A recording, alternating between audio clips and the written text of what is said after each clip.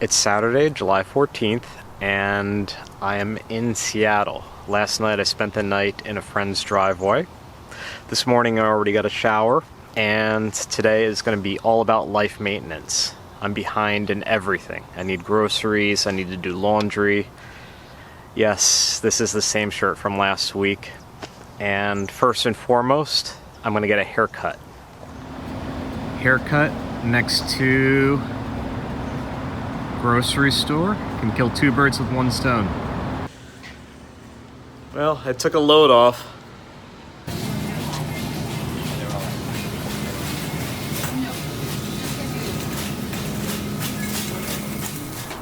It's Sunday morning, and today I'm going to do something a little bit different.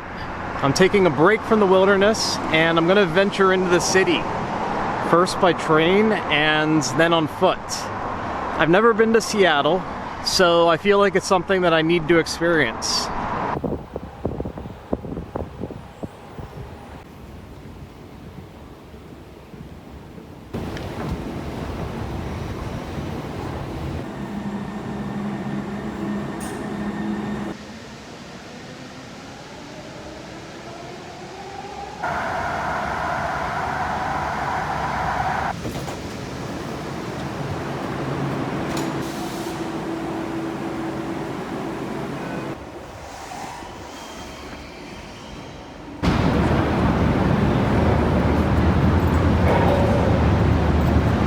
Perfect, a Starbucks.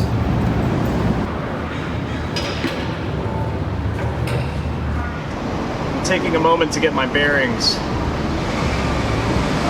In typical venture forward fashion, I was like, hey, I'm gonna go to Seattle. And now I'm like, okay, I'm in Seattle. Now what?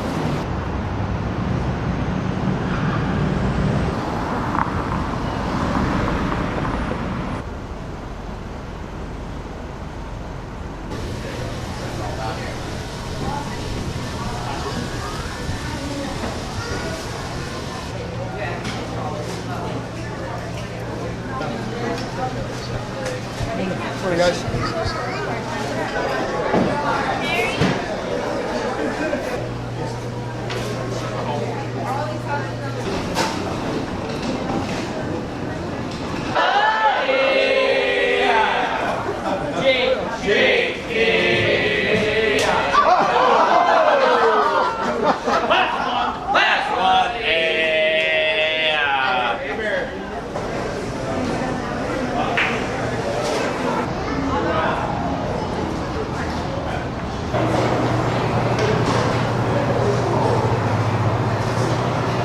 This is gone.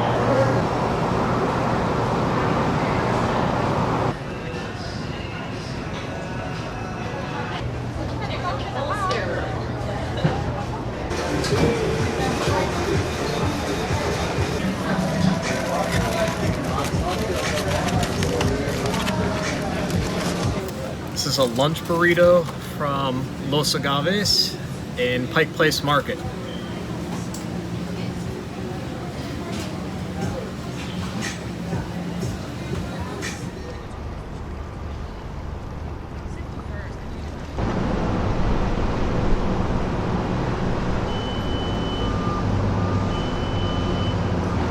This has been a really incredible experience. I'm all about the mountains and the wilderness, but I definitely need to come into the city more often.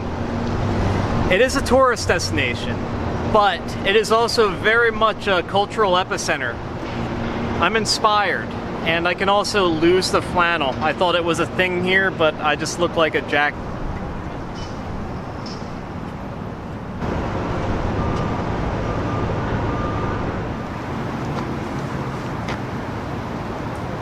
That's not in space.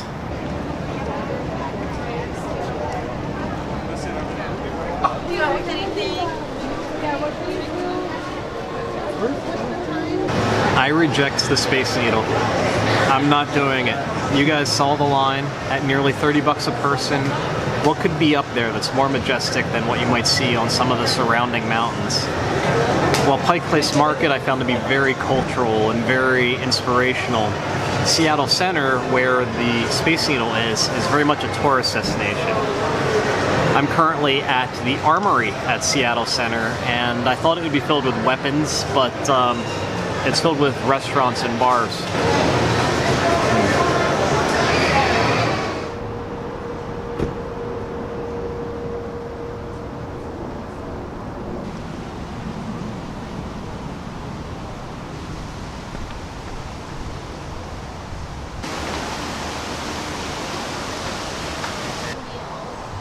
Because you know, I don't know.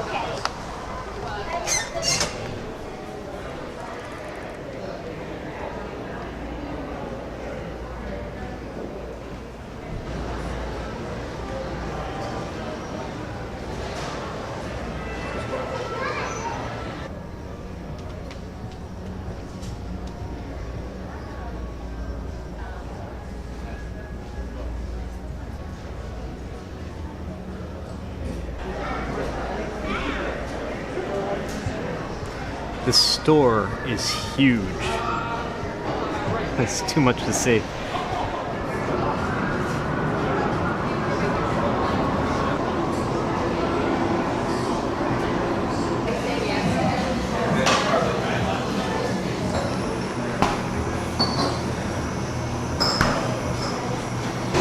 I am with Paul from Shug's in Pike Place Market. It's an old-fashioned ice cream parlor with a twist, and he treated me to a s'more sundae, which looks absolutely fantastic.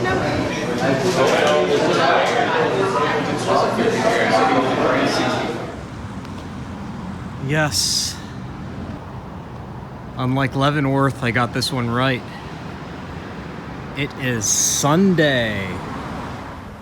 So I met Paul from the ice cream parlor at a tap room in Pike Place. I was on my way out of town and I decided I just want to stop for a beer really quick. And this gentleman sat down next to me, and it turned out that he had the ice cream shop next door.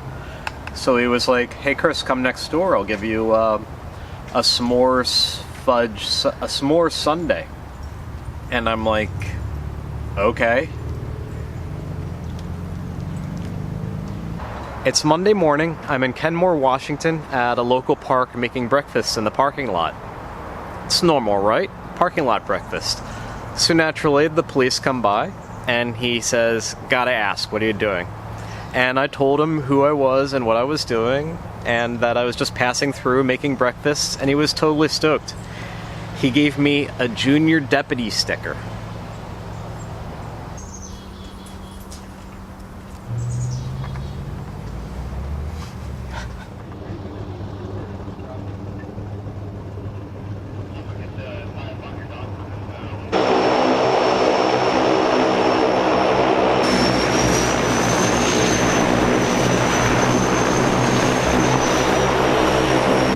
I'm at Kenmore Air in Kenmore, Washington, and I'm just passing through the area, but I couldn't help but check it out because seaplanes are awesome, and it's something that's on my bucket list, something I really want to do.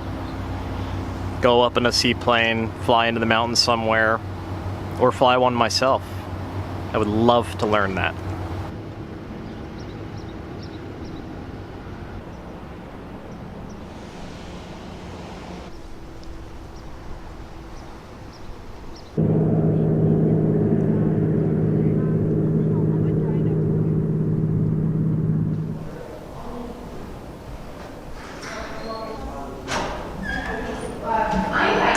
Welcome back. Perfect. Yeah, that's fine. I don't mind. Hello. Welcome to Geocaching headquarters here in Seattle, Washington.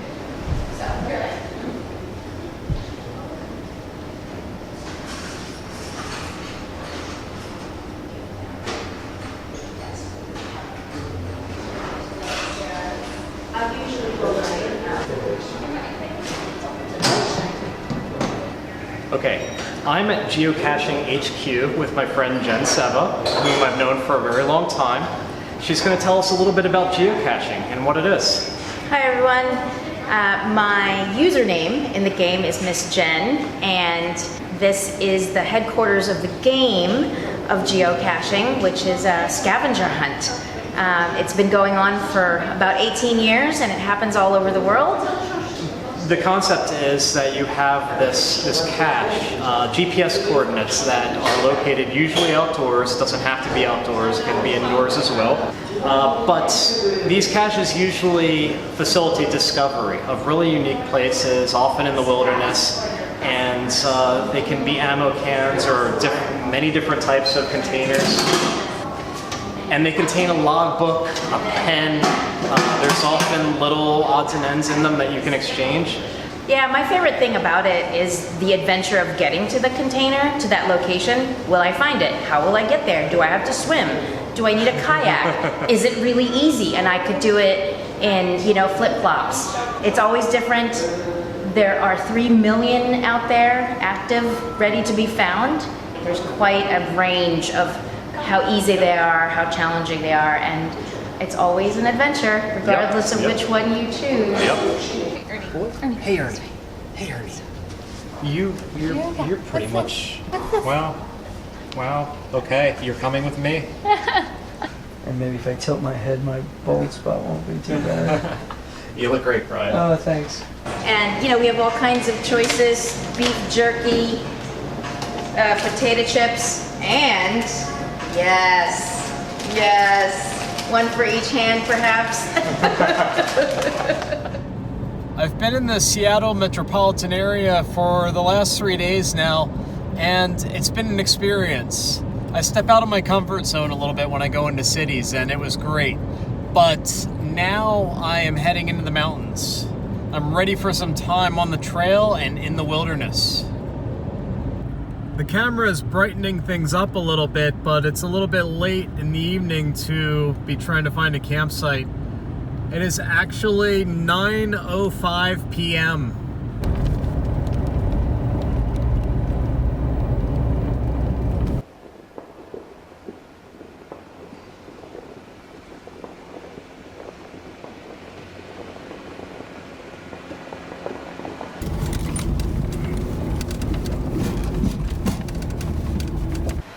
It's 10 o'clock on Monday night, and I think I found a good spot.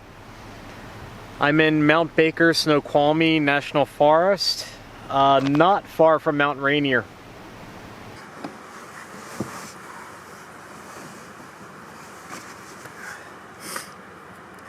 It was a heck of a weekend, plus Monday. A lot of opportunities kept presenting themselves. I was very social. I stepped out of my comfort zone a lot, and a part of me is thankful to be back in the woods, back in the mountains. Here I can recharge a little bit. I'm an introvert with the YouTube channel. But my past few days have been enriched by some extraordinary people. Jen Seva and her husband Mike, the folks at Geocaching, Paul at the ice cream parlor, a gentleman named Long with a seaplane, and a kindred spirit named Carrie. After being in the city for a few days and surrounding myself with friends, it feels lonely in the woods. Although I keep hearing noises over there, something in the woods. I don't know what it is. I'm sure it's not a bear and I won't get eaten.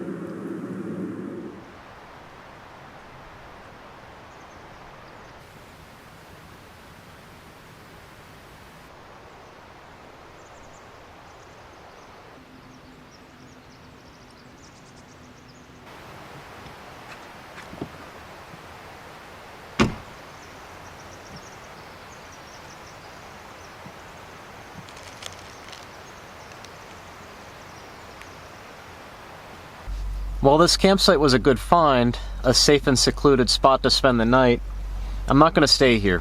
It's pretty unremarkable, just a grassy clearing with a fire ring. This whole area is just a huge network of forest roads. All of these roads in the yellow are forest roads, and they're in every direction. So I'm going to keep moving.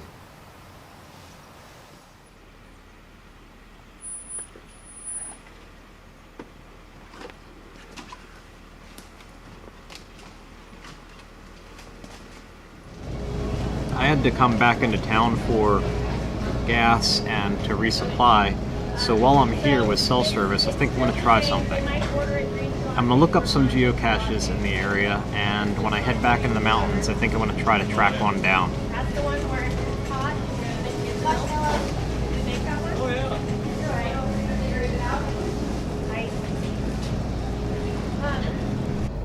What I did while I was in the grocery store is I used the geocaching app for my iPhone to download a list of geocaches that are in the vicinity of where I'm going. Naches Pass. So it's been a while since I've done this, but my expectation is that as I'm driving, I will be able to look at my phone and see when I'm in close proximity to a geocache, and then I can set off on foot to find it.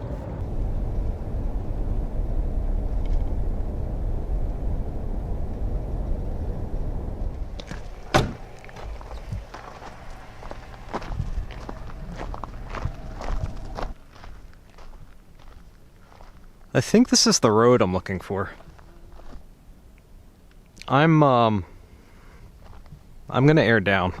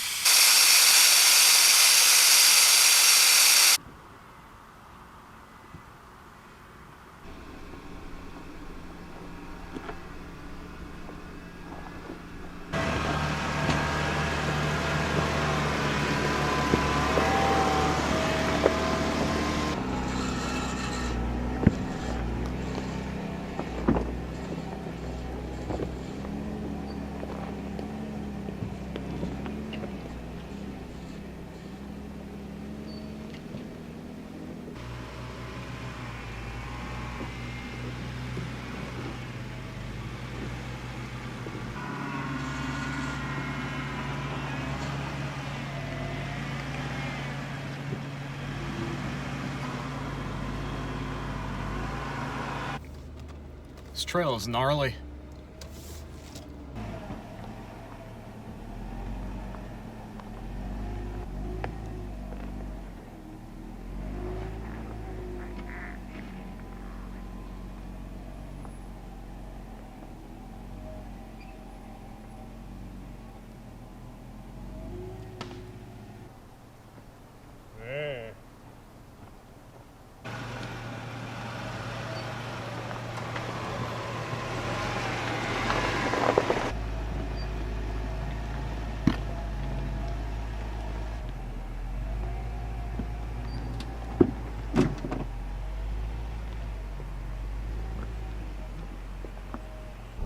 The Naches Pass trail has been enjoyable, but there's been a really narrow margin for error. It took me 1 hour to go 1 mile. I'm at a crossroads now, so I think I might head in a direction and find a place to camp because I'm both tired and starving.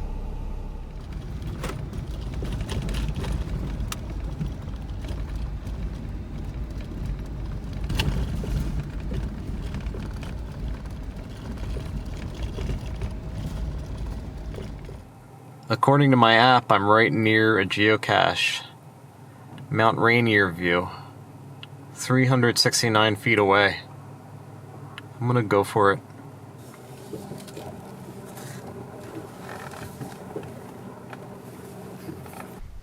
Okay, I don't think you're gonna be able to see my phone screen because it's too bright out, but the geocache is 100 feet in this direction.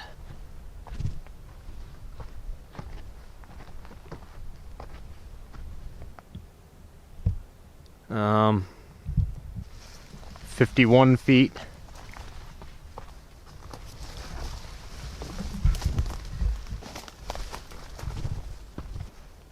$27 feet. Okay, that's Mount Rainier in the distance, and it's beautiful.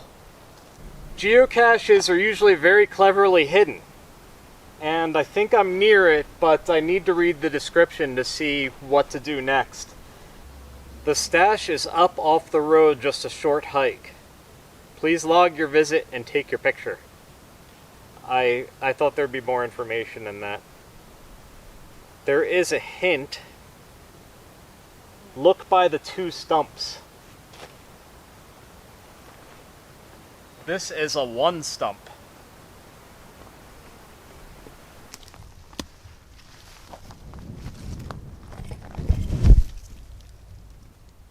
Jackpot.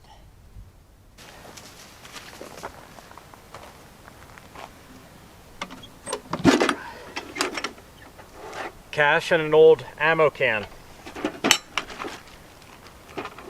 There's some trinkets in here, a slinky, a terrifying robot. Most importantly, there is a logbook. So, we are going to log the find.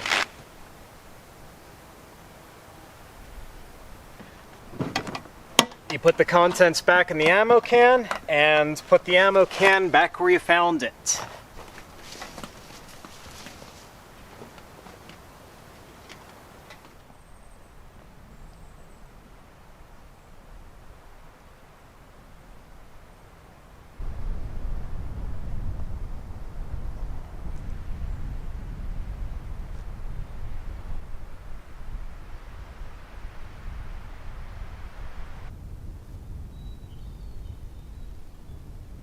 Tonight I was faced with a dilemma.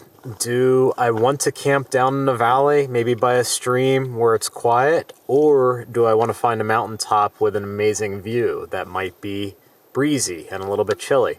I opted for the mountaintop. Behind me, you can see there's Mount Rainier, a beautiful view. I'm excited to see that in the morning. I keep changing positions as I'm talking to the camera. That trail that I did today was Naches Pass trail, and it was far more technical than I expected, but that's okay, I had a great time. The Jeep handled it beautifully, although it was a little bit tight with the camper, the kayak, and the awning. So it's about 5 miles total, and I did about 1.5 miles of it. I'd be happy to do more, but all by myself today, it was a little bit risky and a little bit tiresome driving so carefully for so long.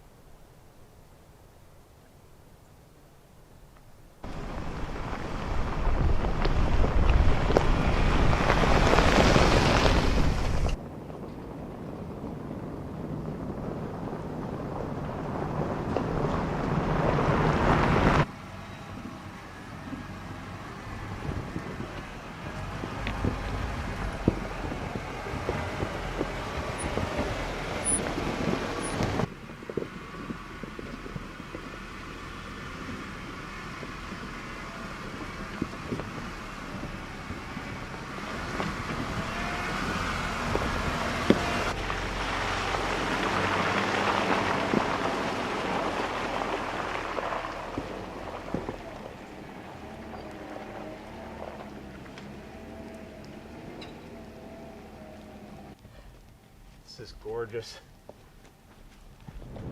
On my way down to the mountain, I did another section of Naches Pass trail, about 3/4 mile, and did it fairly quickly.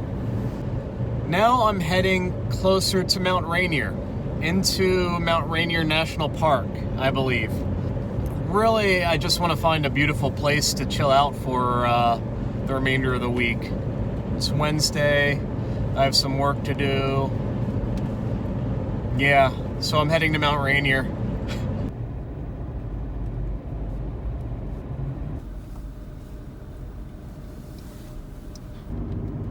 So much for the clouds and the fog.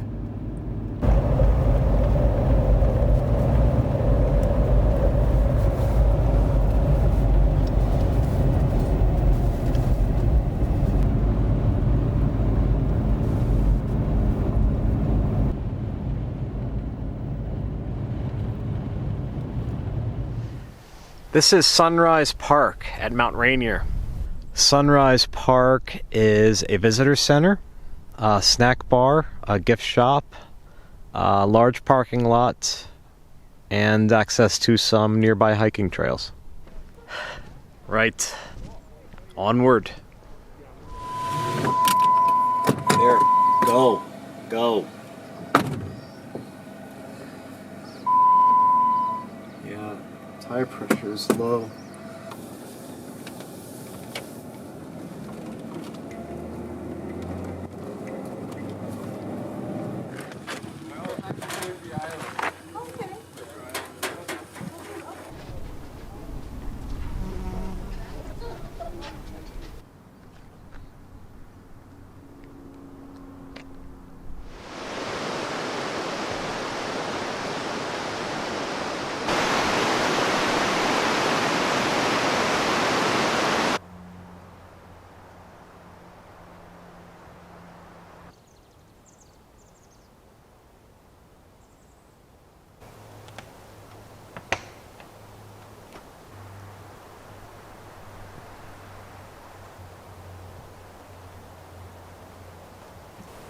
Buck Creek Horse Camp.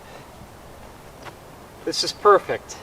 It's just outside of Mount Rainier National Park in the northeast corner, and just a really great place to wrap up the week.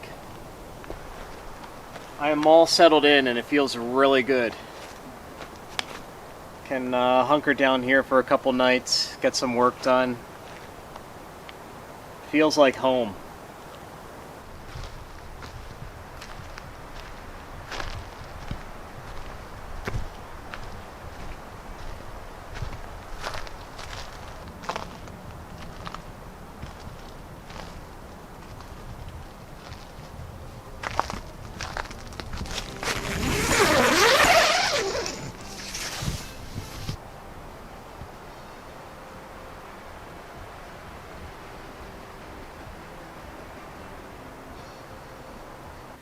It's Wednesday night, and I've enjoyed this campsite today. It's comfortable, it's convenient, I got a little bit of work done, I made some food for myself. I was going to spend the remainder of the week here, wrap up this week's episode in this spot, but that's no longer going to happen. An opportunity came up, so bright and early tomorrow morning, I'm going to pack up camp and head out.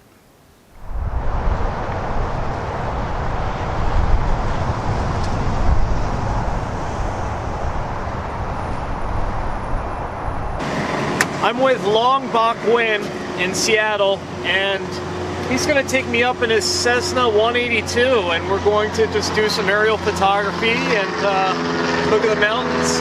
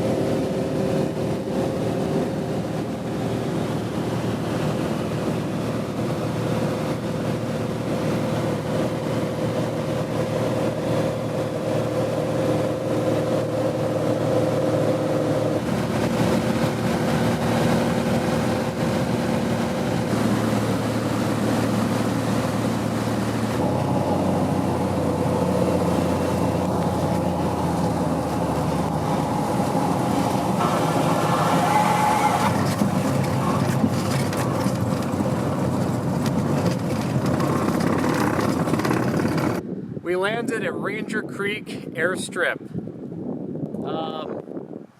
Long had to use the restroom.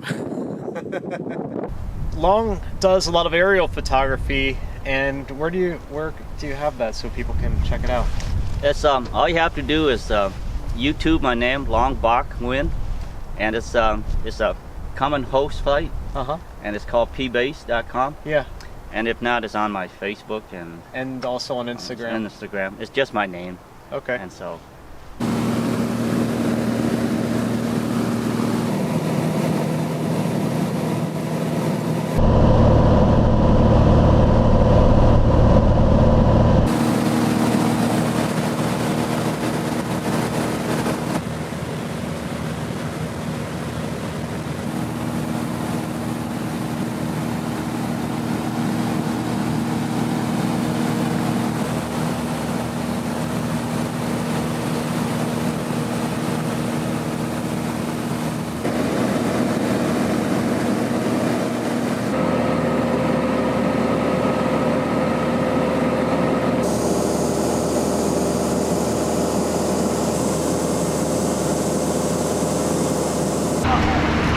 We just landed, and that was amazing. The mountains are extraordinary. Long's an exceptional and comfortable pilot and a great photographer. What a cool experience. That's a wrap for this week. I'm going to make this one short and sweet because it's been a very long day. I'm ready for bed. MVP this week goes to Jen Seva and her husband Mike. They were gracious enough to let me use their driveway, shower, laundry, and they showed me the ins and outs of Seattle, which was really helpful. Paul at Shug's Ice Cream Parlor, Long at Clay Lacey Aviation, and a shout out to Cucumber and Sea Dog, who are two through hikers I met and enjoyed sharing a beer with. If you're interested in seeing where I've been, I record all of my movement on my GPS and then I upload that data to Dropbox for my Patreon subscribers. As always, thank you guys for following along, and I'll catch up with you again next week.